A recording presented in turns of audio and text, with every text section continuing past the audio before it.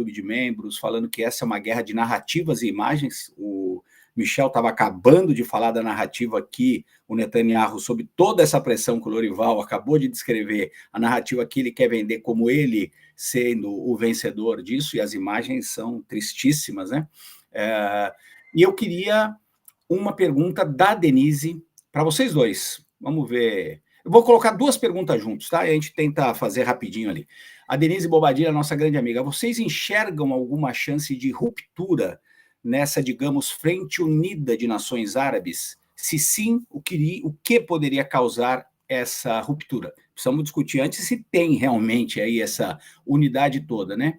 E a Jéssica Câmara também manda uma outra questão, que não é com o mundo árabe especificamente, mas o mundo muçulmano maior ali, e o Irã, como é que deve reagir a esse cessar-fogo? Então, as duas perguntas, da Denise e da Jéssica. Dorival, vamos lá, você primeiro. Temos essa união dos árabes para começar, ou é uma coisa de conveniência e de curto prazo?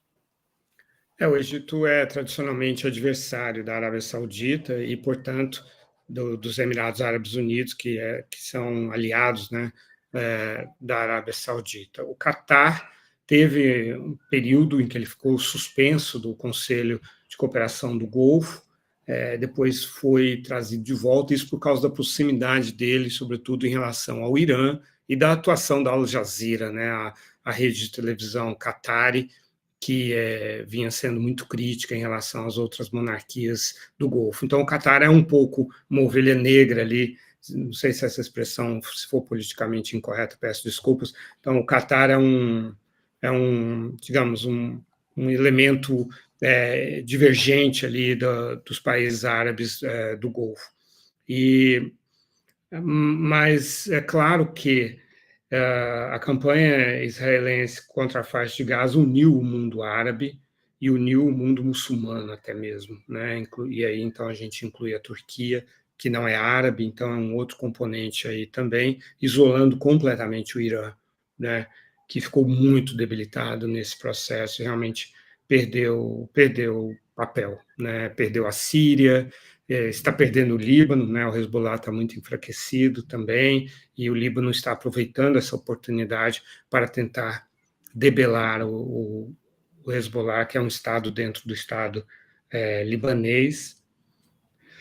Então, o Iraque sempre naquela situação ambivalente, tal, mas também acho que com menos influência do Irã hoje do que antes e tal. E eu acho que sim, mas quero ouvir o Michel, mas eu acho que neste momento, sim, existe uma relativa união do mundo árabe, muçulmano, inclusive, não E só. vai persistir?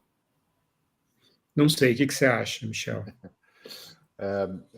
Sim, o que une o mundo árabe, pelo menos em conveniências, né? Porque tem muita divisão. Lorival lembrou, Turquia não é árabe, Turquia tem também um presidente um pouco fora do eixo que quer restabelecer o Império Otomano. E quer você tem o Irã na Síria o tempo inteiro, está interferindo, né? Tem o Irã também, que sonha em restabelecer um Império Persa e que não é árabe, que é xiita contra o sunita, tem muita divisão, e o fator de coesão sempre é o inimigo Israel, sempre é o que une o mundo árabe.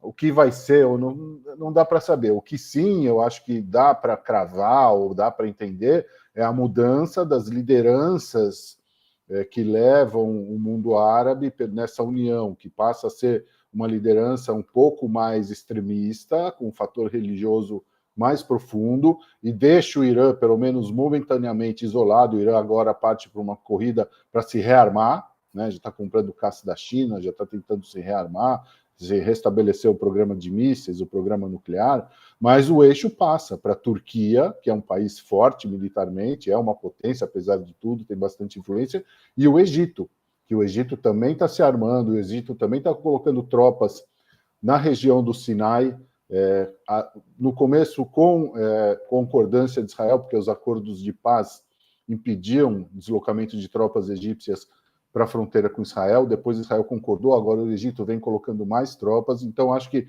Turquia e Egito ganham mais importância. O Catar, como sempre, com a importância econômica, sempre vai ser um fator importante no mundo árabe e muçulmano, mas eu acho que o Irã agora perde força, a Turquia e o Egito ganham forças. O importante nesse acordo, de tudo isso que a gente conversou, é o que não foi divulgado desse acordo, né? O que Trump e Netanyahu conversaram, o que a Arábia Saudita concordou. A Arábia Saudita vai concordar agora em continuar com o desenvolvimento de relações diplomáticas com Israel, né? Como é que vai ser a presença dos Estados Unidos no Oriente Médio? Os Estados Unidos vão mandar tropas para a faixa de Gaza? O Trump defendia isso. Como vão continuar os acordos de Abraão, outros países? Será que vão querer envolver o Catar, né? Então, esses acordos, porque Netanyahu e Trump podem ser líderes que a gente considera que tomam decisões esquisitas para a gente, mas no final das contas eles conversaram também coisas que eles não divulgaram, né? E eles têm estratégia, né?